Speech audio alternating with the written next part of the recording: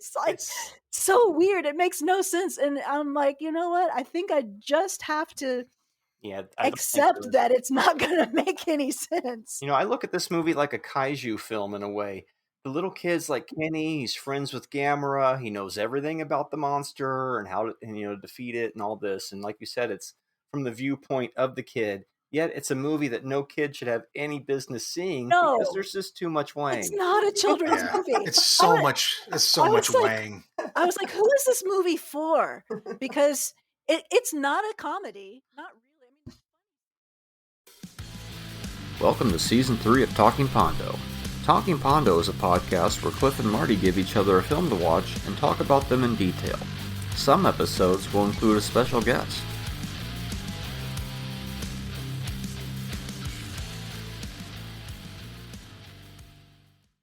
Swimming with Sharks will not be seen this week, so we may bring you the following movie where Kevin Spacey is tied to a chair.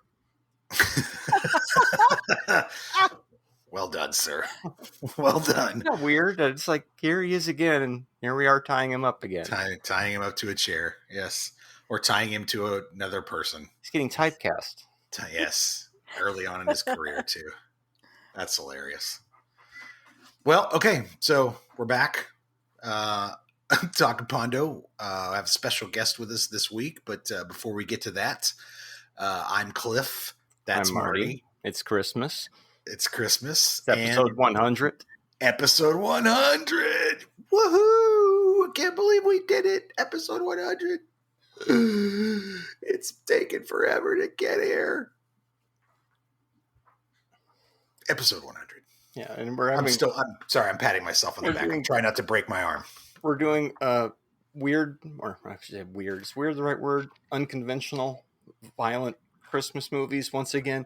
And I realized it's the third year of doing this. I'm like, but we've only been on 2 years. Because when we started right around the holiday season. That's right. So that's right. Yeah. It's looped around again. I'm starting to dig these violent Christmas movies. I got to be honest with you. As a genre itself, I'm like, I'm starting to like this, man. I might write one myself. This is kind of fun. Well, I hope you do, because for me, it's a little bit of diminishing returns the more we go through. But in order to celebrate episode 100, who else do we bring back? But of course, it's Jessica Stone bringing us Christmas cheer once again. Woo-hoo! Thank you. I am really excited and honored to be on your 100th episode. That's right. So cool. That's right. And our Christmas episode. What a nice combo. And my birthday is Christmas, so wow. Okay, so well then happy birthday, Merry Christmas to everybody, to our listeners. Merry Christmas, Happy Hanukkah, Happy Kwanzaa, Happy holidays, and happy whatever else. I don't know, but happy. Joy. What was the greeting from Seinfeld? What was the? Well, it was Festivus. Yeah. Festivus. Yeah. There we go. Happy Festivus. Celebration for the rest of us, or something like that. But yeah, you got it. But of course, we don't. Well, maybe eventually we might watch some quote unquote normal Christmas movies once we've burned through all the unconventional ones. But once again, we've picked another couple of oddball choices. We have The Ref from 1994, a movie that played at the theater when I was still cleaning up after the dirty theaters. I think Cliff was gone by then because it came out in April. That should have come out in the holidays. Yeah, I never understood its release timing at all. I mean, they had to reshoot the ending is what happened. So. Yeah, that's interesting. I mean, but putting that out around right after October, and that would have rode into the holidays would have perfectly. Been better for it. Yep. And then the other movie is a return to the director of Sisu, one of the very first movies we ever covered on the show. I watched it on the last drive-in, so I got to get all the Joe Bob trivia tidbits along the way. That was Rare Exports, a movie from 2010. I thought it was a lot more recent than that, but no, that movie is old. 15 years. Well, yeah. I can't believe it's that old because it's not The Graduate old, but it's old. Well, it just seems like a few years ago I watched it, and but no, it was actually about 10 years ago that I watched it. Well, that was my first time this week, so yeah. Did you see any commonality between the two movies, Marty, other than it being on the holidays? People being tied up. People being tied up. I completely agree with you. I saw one. I'll let you finish, though. You go first. Oh, I was just saying, that was just the theme. It's like, tie somebody up. It's Merry Christmas. I noticed that there is a reference to Scandinavia in the ref, but that's right, the Scandinavian meal that she prepares, right? Yeah. But the theme that I noticed is that in both movies, the villain is not who you expect it to be. Okay. In terms of, because, well, we can. Yeah, no. Yeah. Okay. Yeah. Sort of. Yeah. I could kind of see that. Sure. Yeah. That touches on one of my notes when we'll get there though. But which one do you guys want to cover first? I'm gonna let you guys decide because I think I chose last time. Oh, so okay. That's true. Choose which one goes first. That's true. Well, how about this? How about the movie that starts within the first 23 seconds? The credits come up. Bruckheimer, Simpson, Ted Demme, and I can already feel the coke just pulsing through this film. What is the ref from 1994? Because those three did a lot of coke. I don't know if they did it on this movie, but in general, Don Simpson, Jerry Bruckheimer, and Ted Demme, who made a movie called Blow, and then died after playing basketball because he was on coke. Ooh, ouch. But what is the ref? Hey, man. Some people enjoy cocaine. That's their business. It's a hell of a drug. I read that they're actually adding like flavored powders to Coke now. And I'm thinking, man, because they don't like the aspirin drain drippy taste. So they mix it with like strawberry or chocolate. So it drains and tastes like, These millennials and Gen Zers, these what kind of a life? Soft ass drug users. Anyways, The Ref, 1994, rated R. Hour 37 minutes. A cat burglar is forced to take a bickering, dysfunctional family hostage on Christmas Eve. Directed by Ted Demme, written by Mary Weiss, Richard LaGravenisa, stars Dennis Leary, Judy Davis, and Kevin Spacey. Let me see. Let me get you a storyline here. Dennis Leary plays an unfortunate cat burglar who is abandoned by his partner in the middle of a heist and is forced to take an irritating Connecticut couple hostage. He soon finds that he took on more than he bargained for when the couple's blackmailing son and despicable in-laws step into the picture. Before long, they're driving him nuts with their petty bickering and family problems. The only way for him to survive is to be their referee, resolve their differences before he can be nabbed by the police. And sure, we've seen it before, but have you seen it like this? Well, yeah, we have. It's, I've come into these two people that are bickering, and I don't want to be around them, and I got to help them out, and then I escape. But it's the ref. Why do they call it the ref? He barely referees much. He mostly just stands around and kind of gives knowing looks as they. Well, I mean, he's like one of my favorite early scenes in the movie is where he tips the two of them over on the chairs on the floor, and then he's he's like, you fucking saw the stop sign, didn't you, Lloyd? See, I thought the whole movie was going to be didn't you, Lloyd? And he's like, yes, I saw the stop sign. It's he like calls them both out on their lies. Yeah, he makes them admit. He forces them to eat their bullshit completely. Yeah, right. Yeah. Because they keep lying to each other and then accusing each other of lying, and he's just like, I'm done with this. And my note about that is as the movie progresses, I wrote down. Let's see. Anger Management, the movie. And I think there was a film called Anger Management, but anyway, but this is like, that was my first, and then couples therapy through torture and terror. It's a new form of therapy, Marty. Yeah. That's what it is. They're just trying a form of therapy. See, he's kind of doing his stand-up shtick. He definitely is. But you're also starting to see a little bit of his actual acting ability come through. Yeah. Yeah. Well, one of my notes is that, first off, that Ted Demme, I think he shot Lock and Load and No Cure for Cancer. So, but this is early in Leary. I think the only thing he'd done before this maybe is the Edgar Friendly thing. Well, yeah, Demolition Man, right? Demolition Man. So he's not like he's been on screen a lot.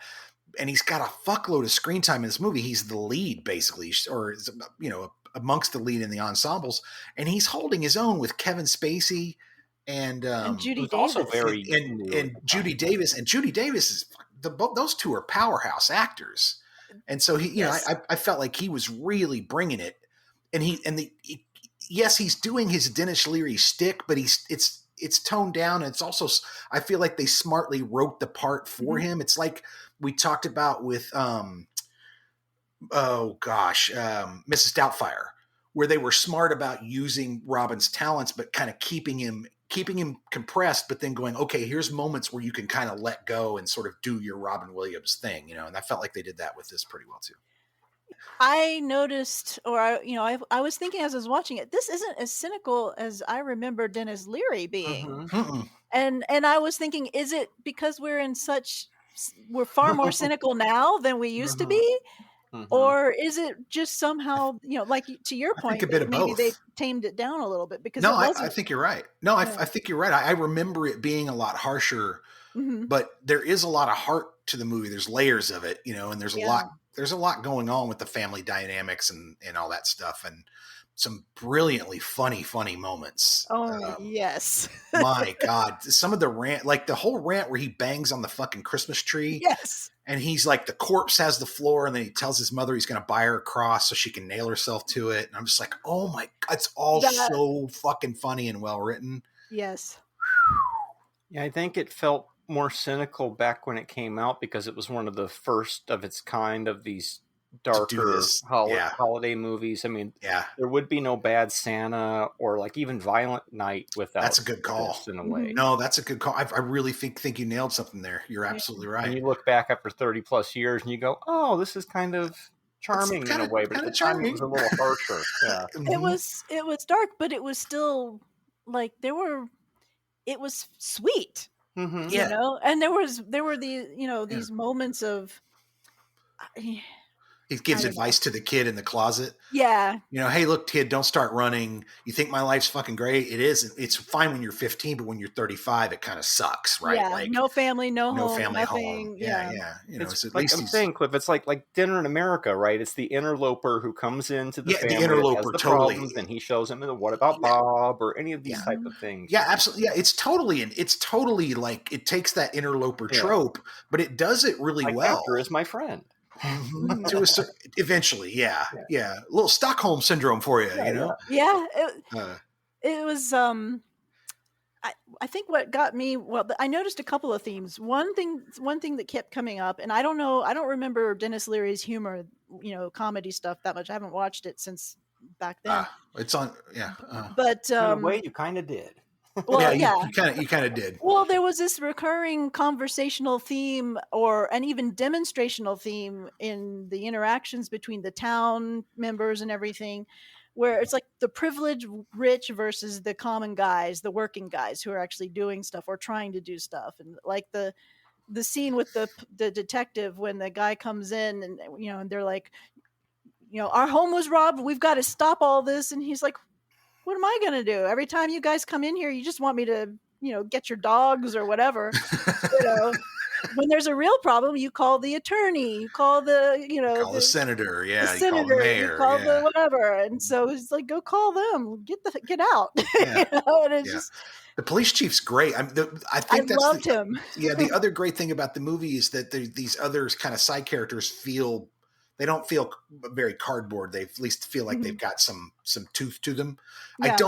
I don't understand why the fuck everybody's excited to meet Gary. Gary seems like a real boring dude to me. But everybody's like, Gary, is Gary here? Oh, Gary, when's Gary coming? And I'm just like, it's more if they won't leave. Say shit about Gary. I know. Well, he's the nice guy. I'm just kidding. I'm totally kidding. The thing about the police chief. Oh, no, go ahead.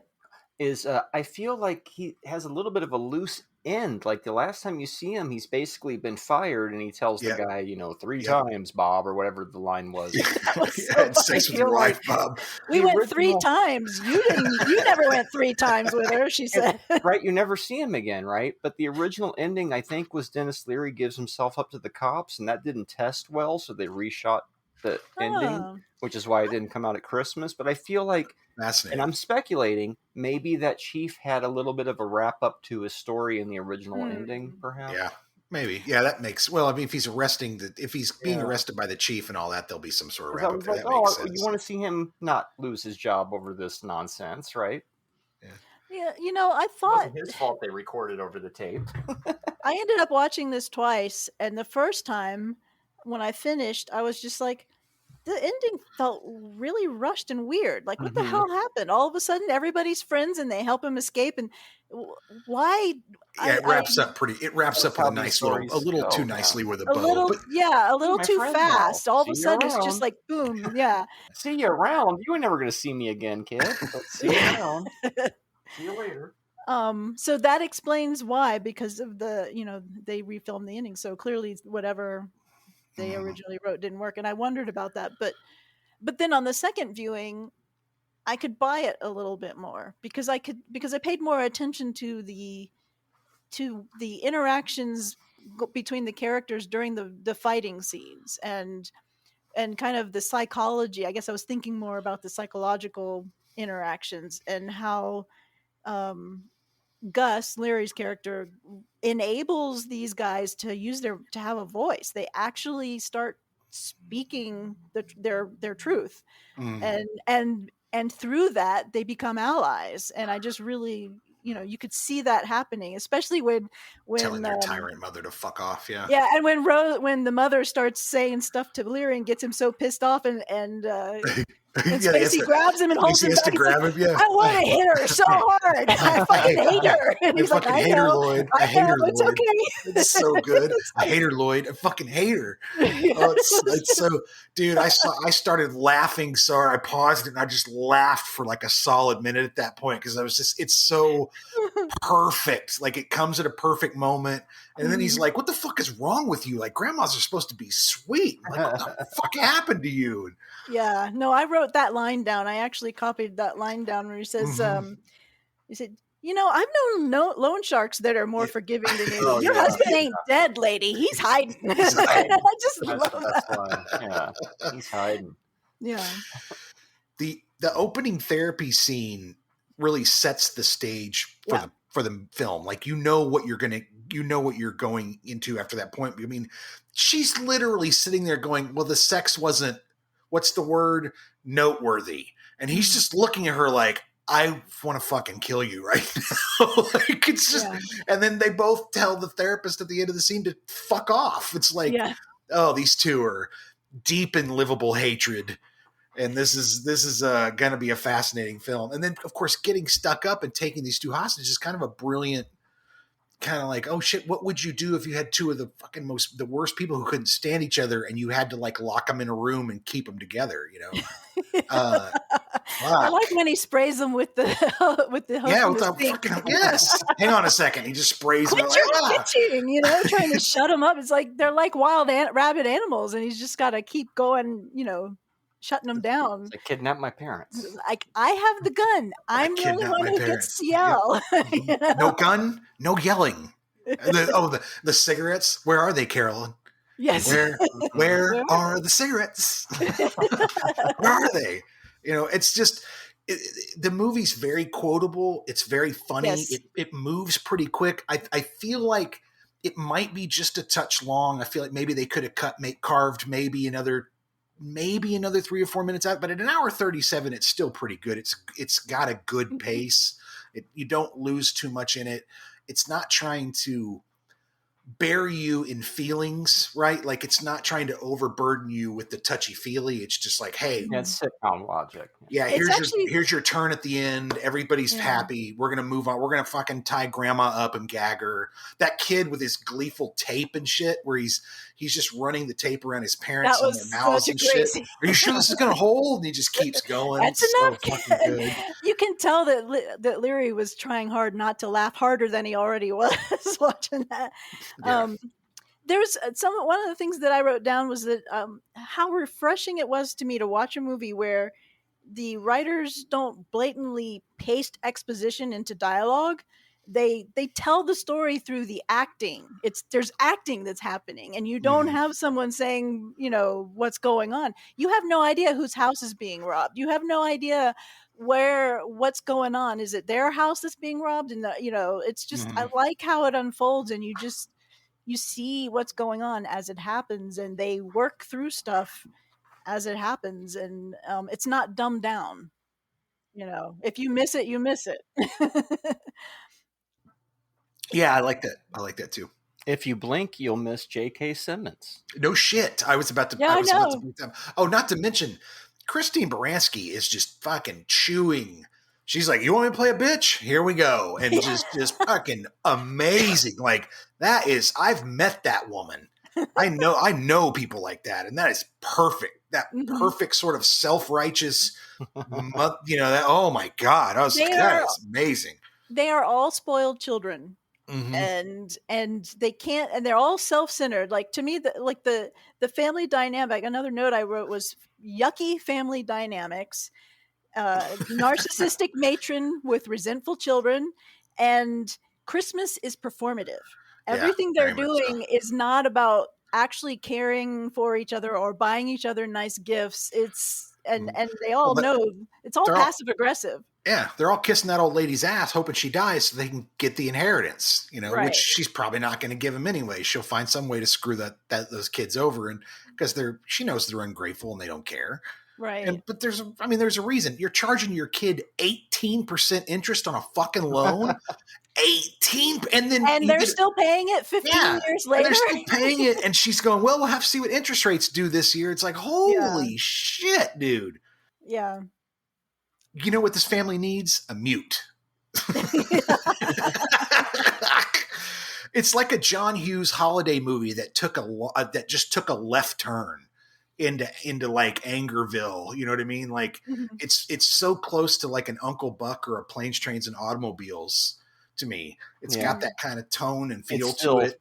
It's one of those where it's like the 80s hadn't ended yet. Yes. Like, remember when we did the Mrs. Doubtfire episode and I said it still felt like the 80s, and you're like, no, it's totally the 90s. Well, what I mean is the years 90 through 94 felt like the 80s hadn't ended yet. They're obviously the early 90s, but their own vibe is like years 11, 12, 13 of the 80s in a way. And this is like one of those that still has the last vestiges of one of those type of movies before we hit 95, and they really don't make things that feel 80s-ish anymore because we've moved so far out. And then sure enough, I looked it up. The script was written in 89. So I guess I just have that radar for those things. But you noticed it too, Cliff. It does have that kind of 80s John Hughes-ish vibe. It's definitely got that vibe. The candle hats are awesome. The whole fucking dinner scene is just majestic. Like from the minute they sit down till he's fucking making them sit back down as they're trying to leave, and she gets drunk and is telling the story about living in New York City, and that little girl's like, then what happened?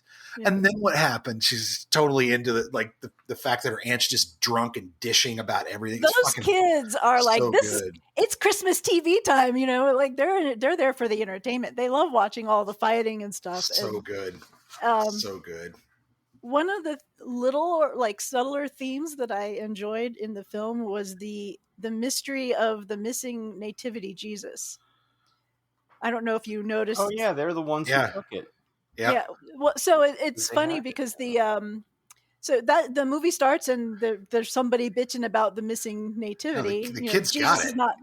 Well, yeah, but you don't see that. You don't know that. You kind of suspect. Yeah. But it's not proven until later when Dennis Leary's going through his room and he opens the box and pulls out the nativity Jesus. But then there's another scene before that where when she's like, let's go get you some bandages. We'll get you the ouchless bandage for the dog bite. And they walk past a cookie nativity, and he picks up the Jesus and bites it and says Jesus because it tastes bad. And it's just like, that was very well played. I liked that little touch point, coming back to those little touch points every once in a while to kind of help tie things together a little bit. So yeah. It's a really fun movie. It really is. It's a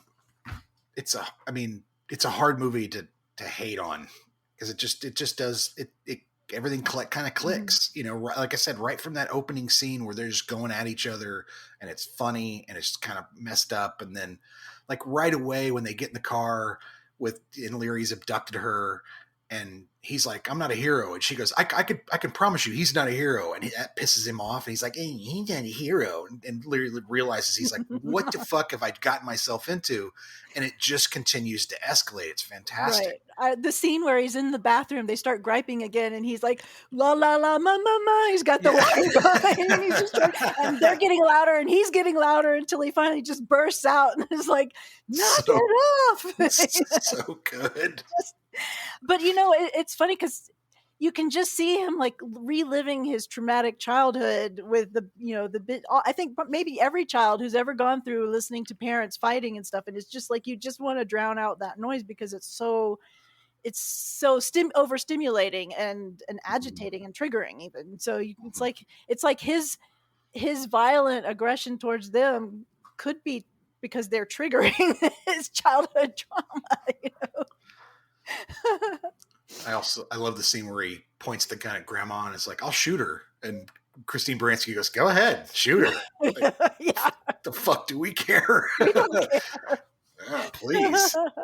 That's so good. Yeah. I like how it gets more and more honest as the movie proceeds, as they all just finally, it's very pleasing to see them speak their pieces. And it's also really funny. I love watching Gus, Dennis Leary in the back. Every once in a while switches to him, and he's just enjoying it. Yeah, he's fascinated, and then and you can just see he's like, yeah. There's a moment where Carolyn is yelling and going off to the mom about what a terrible person she is and how she's basically trapped her son in this job and in this town and this house. And Leary just walks over and lights her cigarette, like as she's talking, as she just keeps going, and he's just like, "Here, baby, let me help you out." Boom, they're chain smoking together. It's so good. I'm just like, he's just like, no, don't interrupt yourself. Here you go, just light that cigarette. I like so good when Gary finally stands up to Connie to and nobody really cares what you think, and Leary is like, it's easy to miss because it's so quick and everyone's griping, but he's like tell her this, and he's like coaching Gary to like stand up to her. It's just like, oh, it was great. Referee moments. Yeah. Slipper socks, medium. Yes. Oh yeah, I enjoyed it a lot more than I was expecting to enjoy it, and found it much more. Like, I was really captivated by all of the. First of all, Spacey and Davis were amazing together. Yeah. Like, that was just really, really good. Really good. Did they get any awards for this film? Did either of them? I don't think so. No, I don't. Nobody think was so. campaigning for this. I mean, it didn't Probably even come not. out on Christmas when it was supposed Yeah. to. So. This is the actual film debut of J.K. Simmons. Yeah. Oh, cool. That sounds about right. Mm-hmm. Yeah. I just thought, man, these guys are masters.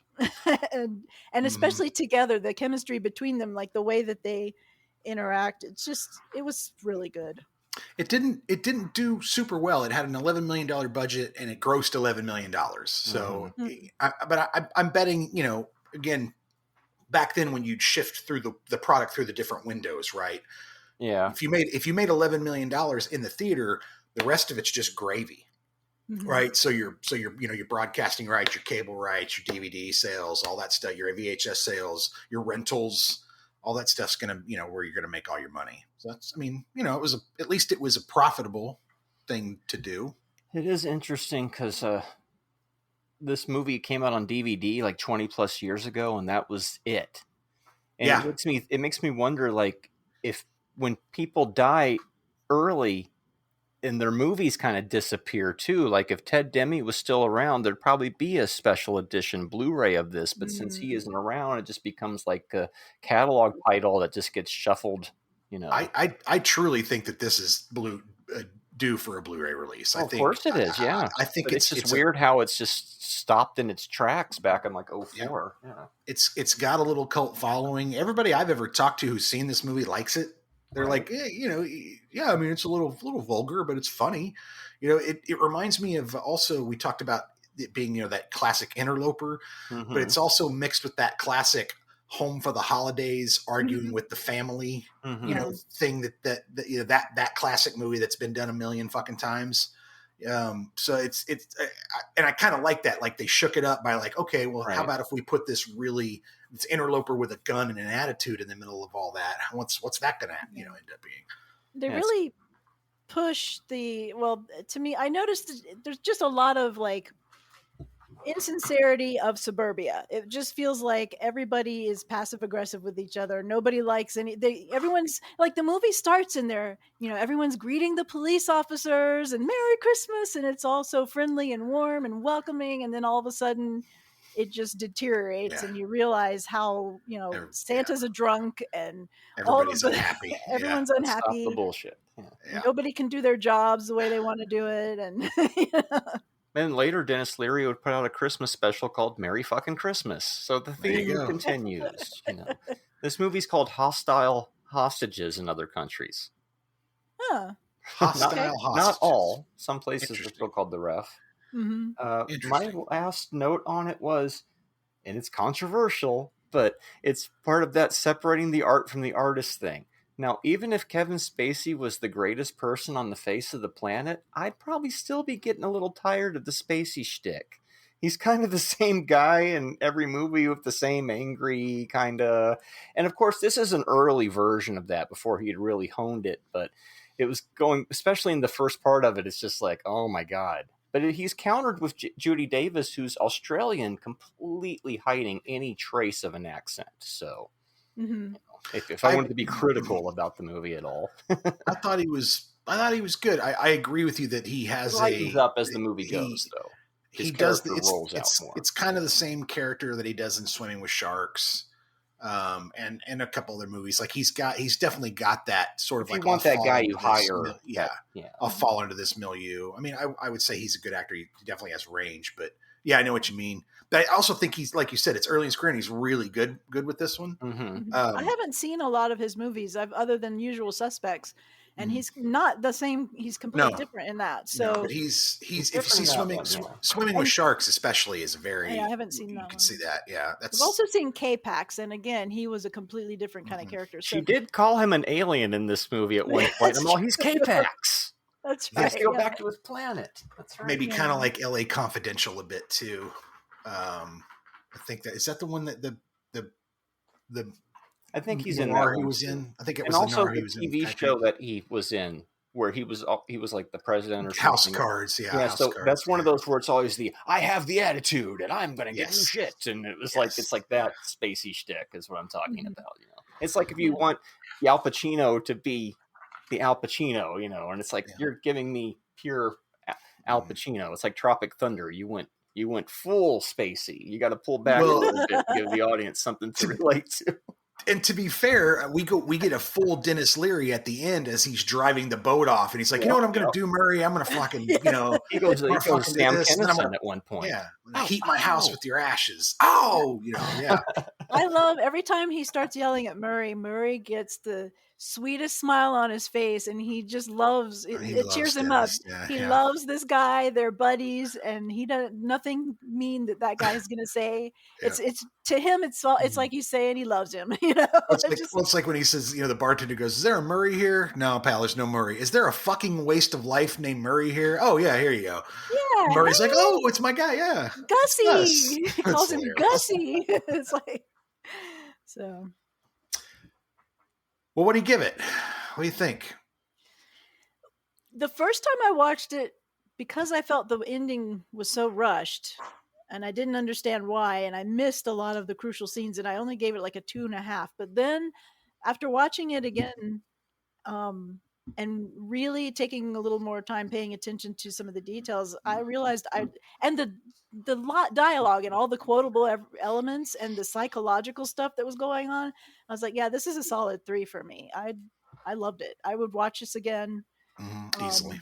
The rewatchability factor is very high for me on this. It was really, aside from a kind of weak ending, it still was very satisfying, and and cathartic. It's just really, you feel cathartic for the characters as they say their piece. I just really love that. Still a better ending than had he turned himself into the cops, though, Yeah. right? Agreed. That would have been Totally agreed. Yeah, you want to see him get like, away oh, for he's sure. not, he's a thief, but we don't want to see him go to jail. We want to see him get away for sure. Yeah. I think it is a little too, the last 20 minutes for me kind of let the movie down, right? A little bit, because they went for an easier ending.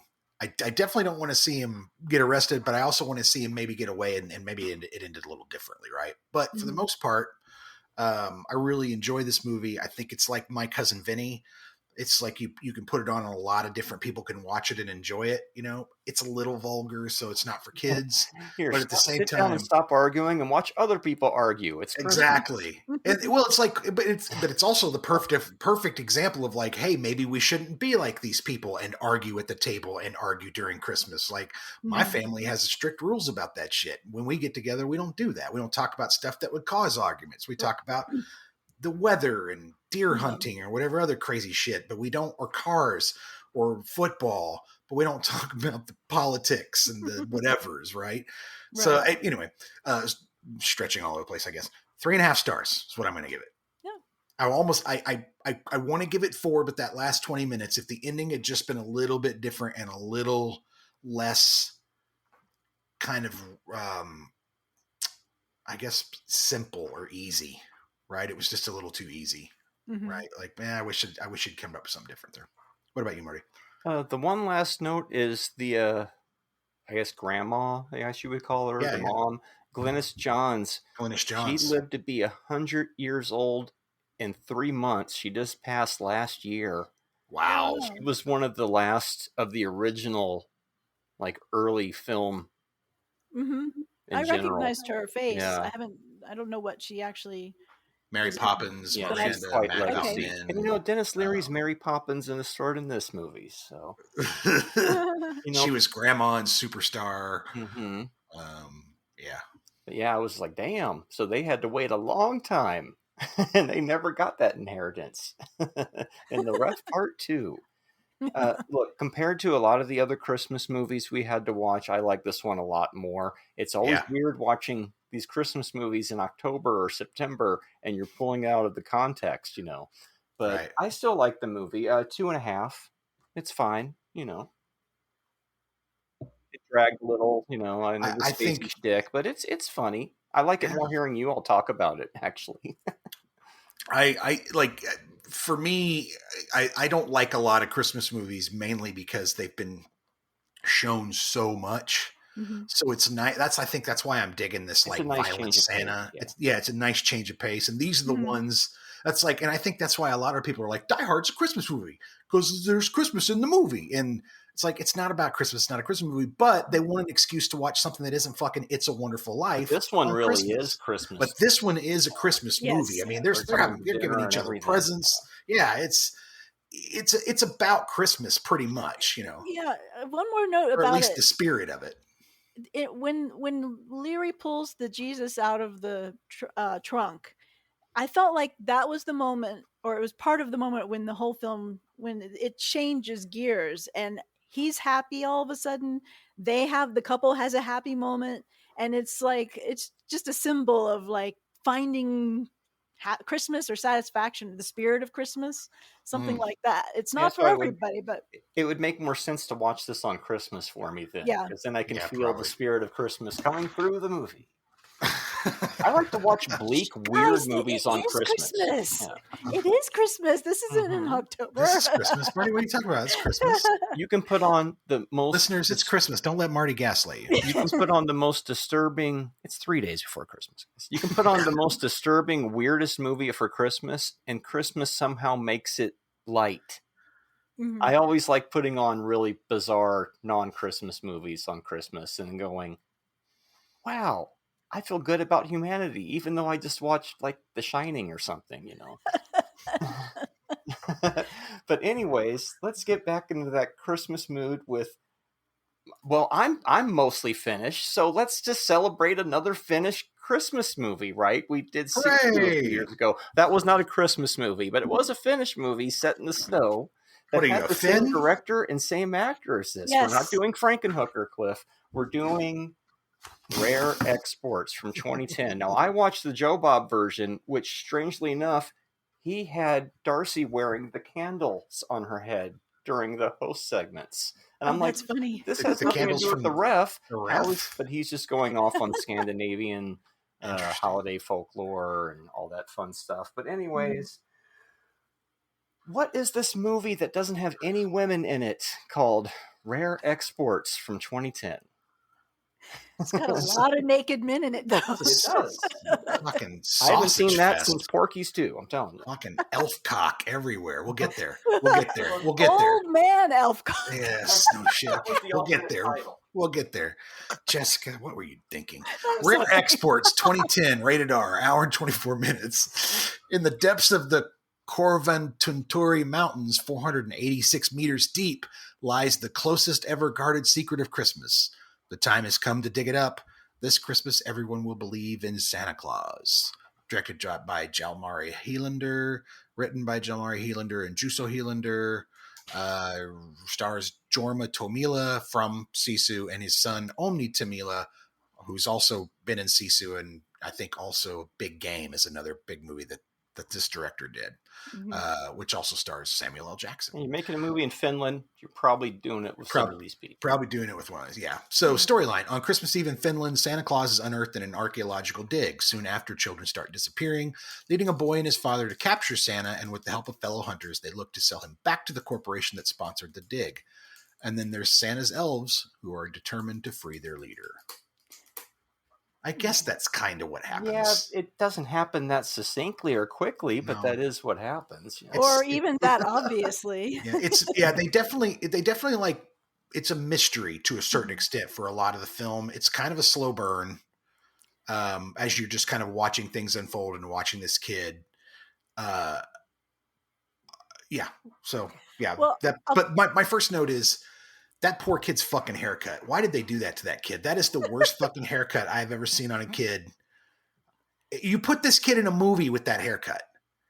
Like, it looks like somebody hacked at his fucking hair with a knife. Just like, here, let me, come here.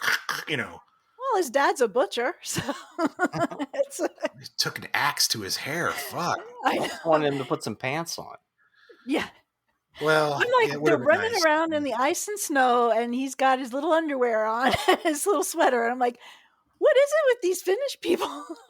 I guess they don't care. It doesn't matter. They get used to the cold. Yeah. I chose this movie because it is actually the first of the Christmas horror type films I'd ever seen. And okay. I actually remembered it when I it's not as scary as I thought it was. Like, remembered it being. I don't know. I think I might have or not scary, but not as violent. Like, you never actually see, aside from the pig being slaughtered, you don't see any violence. No, it's true. There's not a lot of graphic violence in this. No, I just remember enjoying it. I mean, again, it's been more than 10 years since I saw it, so I didn't remember a lot, but I remembered that it was funny and clever and very unlike any Christmas movie I'd ever seen. So it's like Bad Santa if Bad Santa wasn't funny, right? Like, I mean, it's just like it I don't know how else to put it. It was fascinating, and then it's got a nice twist at the end when you realize, like, oh, because they catch that elf. And they think it's Santa, and they're like, hey, we caught fucking Santa. Look, it eats gingerbread and, you know, all this. And then they're like, when they get to the warehouse, they're like, oh, fuck, that's Santa. Well, that's Santa Claus. That big block of ice with the giant horns. Yeah. Thing we never get to see. Yeah. And they cut his horns off, which I found really fucking weird. What did they do with them? I don't know. That's what I'm saying. Like, they cut them off and then they just disappear. Yeah, for what? Yeah, I mean, I guess, hunters do that with, like, you know, you kill deer or whatever. You take the horns, but that's true, and they are hunters. Yeah, it's interesting. It makes sense, but what are you doing? Yeah, I thought the most interesting aspect of the movie was you're getting to see these reindeer husbandry, and that's like something that most people have Right. never get to see anything like that because it's such a small, unique. Yeah. window into a different world. Yeah. And it took me a minute to figure out, like, oh, these guys are like, they're like cattle ranchers for reindeer, right? They're all they're all in a big collective, and they all they all bring their herds in and they cull their herds at the same time and help each other out. There's a lot of local farmers and local cattle ranchers that'll do that with each other. So that made, once I caught that, I was like, oh, that's cool. Like Marty said, I've never seen that with reindeer. I didn't even think they did that, but then again, reindeer meat, deer meat, it's all, protein, I guess. Yeah. And it's expensive, apparently. Yeah. $85,000. Yeah. I like how the movie is kind of really told from the little kid's perspective. I mean, even though it's not completely, but like I like when they're spying on the miners, digging things up, and the little kid, I don't know how he figures out that they're digging up Santa, but he knows. He's like, they're digging up Santa, and he's talking to his buddy, and he's like, but Santa's dead? Well, then who the hell was the guy that came that was Santa at Christmas time? And the other kids is like, they've been lying to us. And it's just like this whole thing. And then he goes and he's researching about Santa, and he's got this amazing book with all of those drawings of the devil, and, this Santa. I guess it's like a Krampus Santa type of legend, I guess. Yeah, but it makes Krampus look weak compared. Yeah.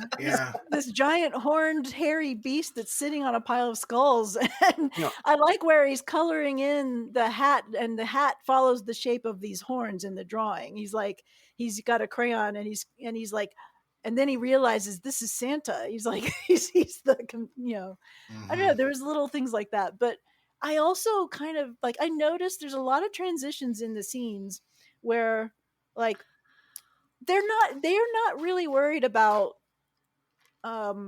making every detail right. They're not worried about transitioning, like when Santa gets loaded into the back of the truck and all of a sudden he's in a cage, and then the next time when they unload him, like they've got him, they're tucking him on this little truck and they're pulling him, the manual thing, and you never see, it's like takes 2 seconds, but how did they get the truck there? How did they get it's the opposite of the ref. They don't show you a lot. They just tell you about the stuff that happened. I think it's budget limitations. It's a $2 million movie. But it's also 2 million euros, so almost 4 million. 85 US. I took it as also like, this is a myth. This is a story about a myth, about the mythical creature or whatever, and you don't need to know those mundane details. This is a magical world where this Santa guy controls the minds of all these random old men. Where the hell did they come from? Like one of my theories, I wrote down a whole bunch of theories because I'm like, where do these guys come from? Were they people that were living their lives and all of a sudden their minds were stolen and taken over when Santa got unearthed? And now we human traffic them across the planet. Right. Were they transformed from the reindeer? That's the ending I don't get, where it's like, wait a minute. So they're paying $85,000. So somebody's paying $85,000 to have a fucking Santa airmailed to them. What the fuck is a mall Santa? Basically, what the fuck is this? And what happened to their brains? Like, so I started thinking, okay, well, maybe they were the reindeer. Maybe when Santa's power came, they transformed the reindeer into these little old men elves, and that's why they're mindless. Like when they at the end of the movie, maybe that's because you can see, like at the cutscene at the end, all the reindeer are dead. But they were transformed. The body, the physical form, substance to create the elves, because you can't create something from nothing. This is my brain trying to justify this stuff. I think the director just has an obsession. But there's a scene like at the end where it's like 312 days to Christmas. So a couple months have passed, and they've got all these naked old men in the slaughterhouse underneath the hoses, washing them down, and there's like grass being washed off of them and stuff. And you're like, have they been out in that pasture for 2 or 3 months now? They were just naked in the pasture through the end of winter and spring, and they're still there eating gingerbread. And I'm like, okay, so maybe they have the minds of the reindeer. Maybe that's where I'm like, they're hurt and they have to be. But then I was like, no, because they're carnivorous and they have to train them not to attack children. So just this movie's version of elves. Yeah, it's like so weird. It makes no sense. And I'm like, you know what? I think I just have to Yeah, I don't think except that it's not going to make any sense. I look at this movie like a kaiju film in a way. The little kid's like Kenny. He's friends with Gamera. He knows everything about the monster and how to defeat it and all this. And like you said, it's from the viewpoint of the kid. Yet it's a movie that no kid should have any business seeing because there's just too much Wang. It's not a children's movie. It's so much. It's so much Wang. I was like, who is this movie for? Because it's not a comedy, not really. I mean, there's funny scenes, but it's really not much of a comedy. It's not really a horror movie. Culture. There's a couple of jump scares that little, like when the elf guy goes and bites what's his Paparin's ear off or whatever, and little scenes like that. And it's gory, so it's definitely not a kids movie. And with all the nudity of the naked men running around, all the like old so Batman, many Wangs. Kids would love those movies, but they shouldn't be seeing those movies. Well, yeah, that wasn't. I wrote that down. I was like, that's the kind of movie that you sneak and watch as a kid because you're fascinated. But then my final conclusion is that it's a film for movie buffs who hate traditional Christmas films and want something weird instead. Yeah, definitely weird. Because that's who's watching it now, I think. It made me think that no wonder people make horror films out of things like Winnie the Pooh and Popeye and all this shit that goes public domain, because it's like the Santa Claus thing. It's like there's a need for a Grimm's fairy tale dark version of these legends or things. And well, that's where Santa Claus came from. He was a dark character that was, to keep the kids in line. Santa's going to eat you if you don't behave. It wasn't Santa's going to give you a lump of coal for Christmas. It was he's going to eat your bones and you're going to be dead. But also like the mythology of Santa. There's actually some links across different, Germanic cultures and stuff. And Santa is kind of related to Odin. He could be a modern or an evolved version of Odin as Christianity took over and the pagan beliefs kind of faded out. Like we saw in Violent Night, where Violent Night, gas powers in the past, Right, and there's even a scene where I don't know if it was Violent Night or one of the other ones where he's actually has an eye patch because he's got his eye, and Odin was one-eyed and. Oh, was that Fat Man? Fat Man, yeah, that's exactly. Fat Man. Yep. Yeah, that's Fat Man. And so, like, there's all these. I love that because I love mythology. I'm way into all the old mythologies and stuff. And like Odin or Santa was actually part of the Wild Hunt back in, would go on the original. I don't know if it was Sinterklaas or one of the different variations was very wild man, green man hunting sort of thing. So yeah, I've said it before, I'll say it again. Santa could beat up Hereditary and Sinister. Is much more powerful than some of these weak ass demon movies. It's like, oh, we'll wait until they meet Santa Claus in the sequel. Look the fuck out, because there's going to be some ass kicking. I really did enjoy the other Santa movies. Especially Violent Night. That one just cracked me up. But anyway, yeah. It's kind of a weird trilogy we've created. The Violent Night, Fat Man, rare exports of just... You want some bizarre violence about Santa on Christmas. I'm telling you, this bizarre, violent Santa kind of niche is really... It appeals to people. It's intriguing. I like it. I can't think of any other movies where... And I guess he isn't really the bad guy in this movie, but I can't think of any movies where Santa Claus is actually... And I'm talking about actually Santa Claus, not somebody wearing a Santa Claus suit. Is actually the bad guy. That would be, I think... I thought you might think of one, but I'm not. And again, I'm not talking about somebody who just dressed up as Santa Claus. I think it's called Christmas Evil. Okay. And if I'm getting the title right, and spoiler, you'd think he's just a crazy guy in the Santa outfit getting vengeance on the naughty. Santa. And then at the end, you find out he really was fucking Santa. So, but other than that one...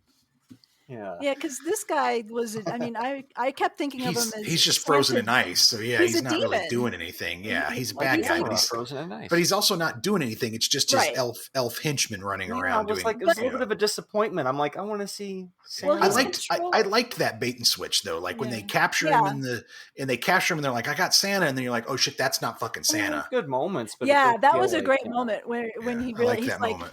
no, that's Yeah. not Santa. Everybody smile right Yeah. now. Mhm. Be nice right Be now. nice, yeah, I because love he's around here somewhere. I love the safety list Right? at the It's the beginning. rules for surviving. The rules, Yeah. yeah. Make no loud noises. Always behave. Don't smoke. Do not drink alcohol. This do is some not funny shit cavort. right here.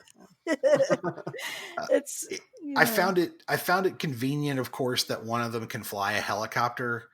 Much like the ref, the ending kind of sort of a little bit lets the movie down. I did not like the kid screaming Yahoo as he's swinging the on asylum on level the net. CG It's is a just little like, unforgivable. Yeah. It's just, but I mean, again, for disappointed by that. $3.8 million American, they It's did very a early pretty in his damn good career. You job. get to Sisu and you see he's made a much better movie with Sisu's Sisu. Sisu's fantastic. I mean, out of the 3 movies he's made or that I have seen him credited for, I mean, Sisu's awesome. Yeah. And same actor too, which is really impressive. This is a kind of I can make a movie. Yeah. Yeah. Yay, we killed Santa Claus. Woohoo! I don't know of another movie where you cheer killing Santa Claus, but this is that movie. We killed Santa Claus. There were a lot of nice little scenes in it, though. Mm-hmm. I mean, I liked the.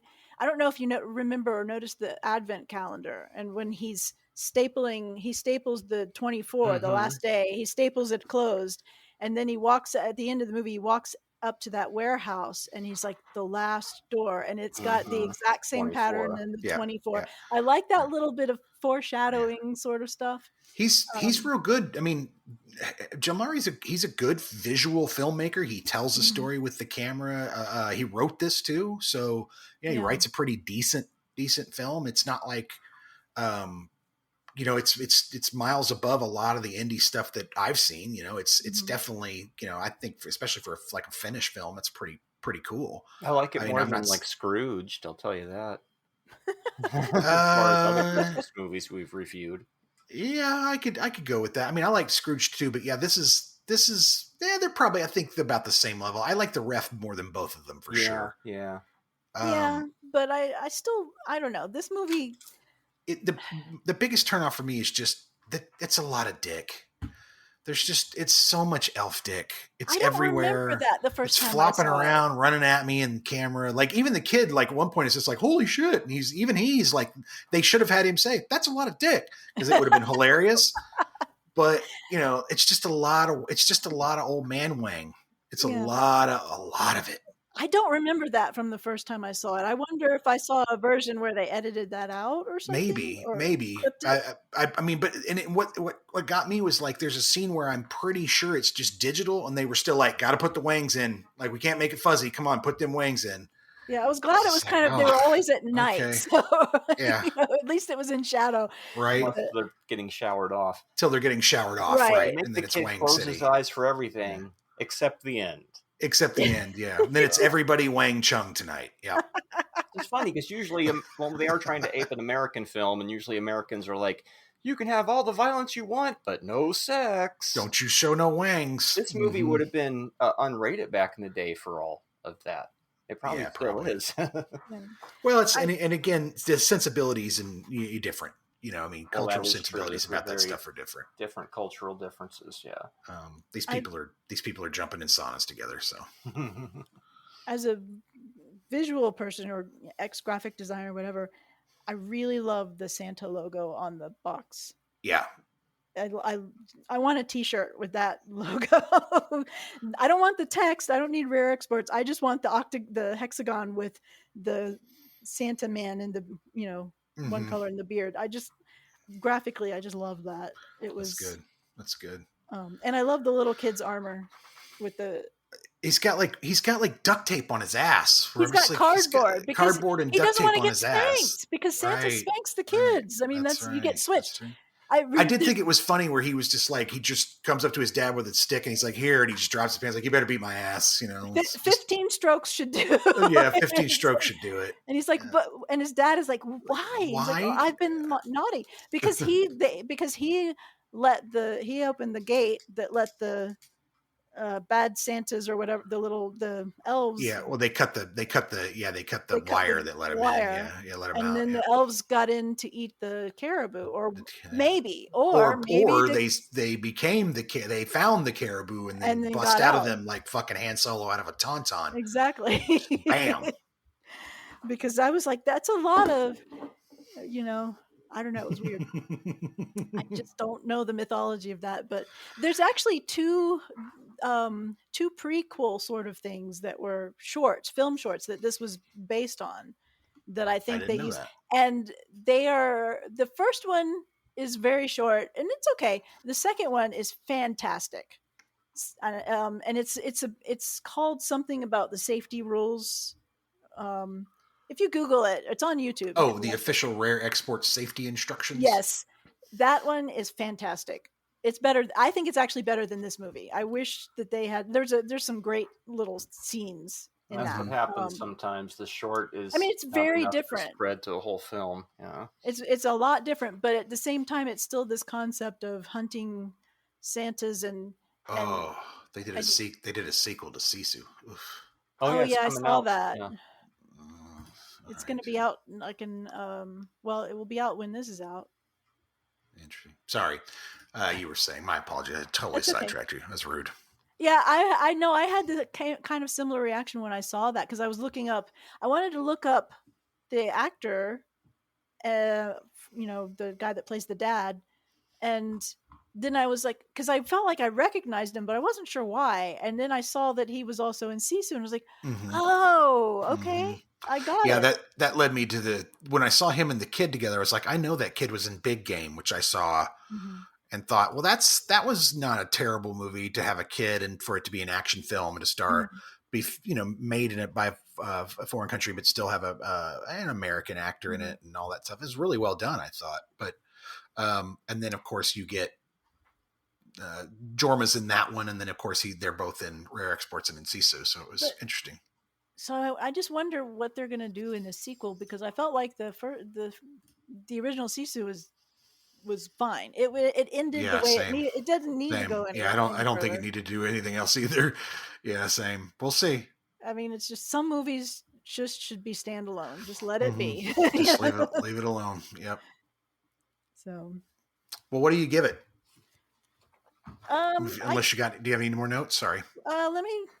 Why don't you talk? I think. Let me just talk amongst yourselves while I check my notes. Yeah, kind of. Yeah. And no sequels for these movies. No, not at all. But a lot of elf dicks. Yep. I got all my notes. Yep. Let's see. I took a bunch of notes. If they do make a sequel, they should combine the two movies, and Dennis Leary can make jokes about how there's too much elf dick for the.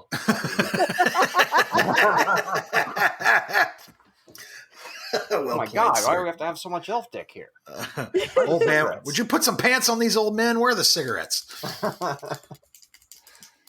Yeah, no, I think the biggest thing that I was left with at the end of the film was where did those Santa elves whatever come from, and where did they take Santa's horns? Yeah, I wanted to know. Like I was literally, I actually wrote down, I need to know. Put them over the fireplace. Probably. They might be hanging from the ceiling of the slaughterhouse. I don't know, the reindeer slaughterhouse or something. Chopped them up and sold them to Chinese apothecaries for to cure impotence.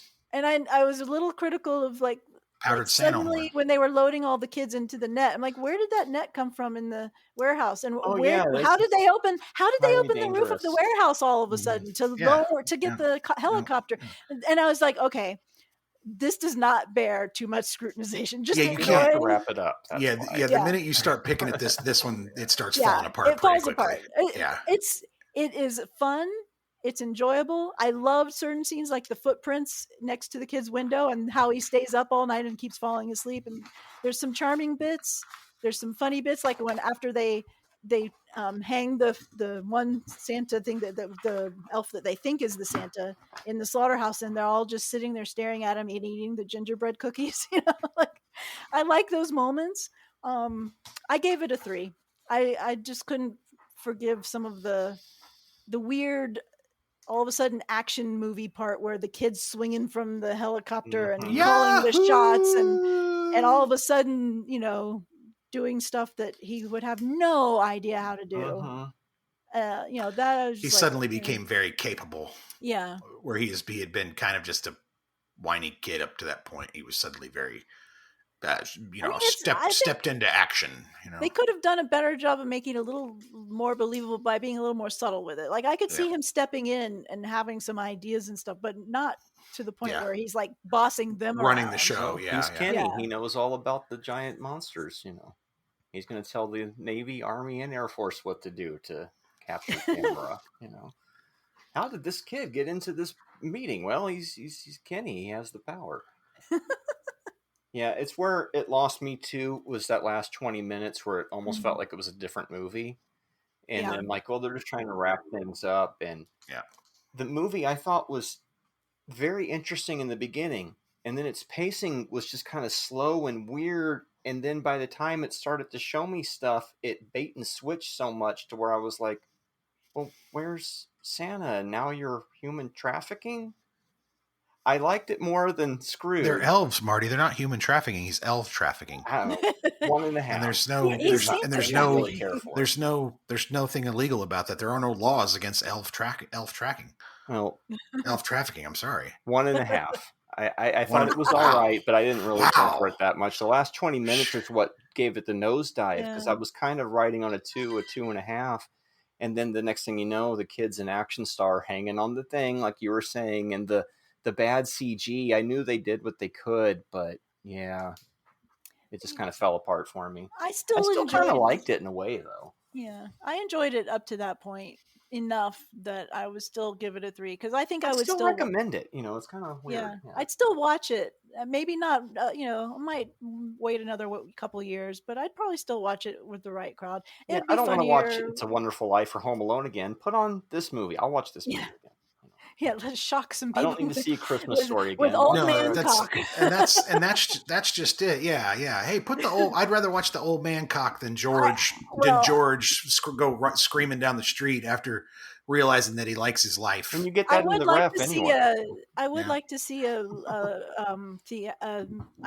different version. Like, I don't think I looked to see if there was multiple release versions, and I don't think there are. So I think that all of that nudity was in there, and I would like to see, like, they could cut a lot of that out. Like, cut some of that stuff out, make it less, weird. There was I don't mind the shock value. I just wanted it to be a little more coherent in the last 20 minutes. It's still not if you cut it out, it's still not a child-friendly movie. So it's not like, so you might as well leave it in. My favorite review from I guess it was Rotten Tomatoes, was funny, but at the same time kind of creepy in a weird way. I was like, yeah, that's it. Pretty much. I think I'm right in the middle, 2.5 stars. I think it's well made. It's competent filmmaking. It looks fine. It looks good. I noticed that the explosion at the very beginning, the smoke curls into 2 horns, which is kind of cool. So there's subtle little nods. He's a good filmmaker. This is early in his career where he's getting things going. So I think it's his first big feature. So I thought pretty well done for that, based especially on shorts too. So based on shorts, he was real. It's also very smart filmmaking. Hey, I only need 3 or 4 structures. We're out in the middle of nowhere. All we got to do is go to the location, post up for a little while, and get it taken care of. Right? It's not like we got to fly to the desert over here. Or we got to go over here. Or I've got to. It seemed to me like very smart filmmaking. My one last note about it is movies that are just all men and movies that are just all women, they're usually kind of bizarre, aren't they? I find it better when we mix it together a little bit. I mean, these movies have their place, and you can't really say this is like super testosterone driven, but there are no women and there's a lot of Wang. So I don't know. Women in Wang. That was the original title of the film. Why the fuck not? Yeah, exactly right. Women in Wang. Maybe I'm tapping into the subtext of the film. Next week, you're watching Rare Exports again because we have to get to the bottom of this. No, next week we'll have our New Year's episode, and you don't have to tell me what your New Year's episode is, Cliff, because you told me last week at the end of episode 99. So we'll be watching those next week for the last show of the year. Right on. Do you guys got a quote you want to go out on before we get out of here? It's cutting edge technology in Russia. If you don't mind, the corpse still has the floor. You want to see Santa farting down everybody's chimneys, huh? Do ya? And the answer to that as a kid is yeah, kind of. All right. Jessica, thanks so much for coming on. Yes. Thank you for having me. Happy 100th episode. Thanks. Listener, thanks for listening. If you've been listening the whole time, thanks for listening. And hopefully like, here's to 100 subscribe, more. Smash that. Burp, hit that like or subscribe button. Burp, smash that button. That's right. You'll hear us say it at the end of the episode. All right, let's get out of here. We'll see you.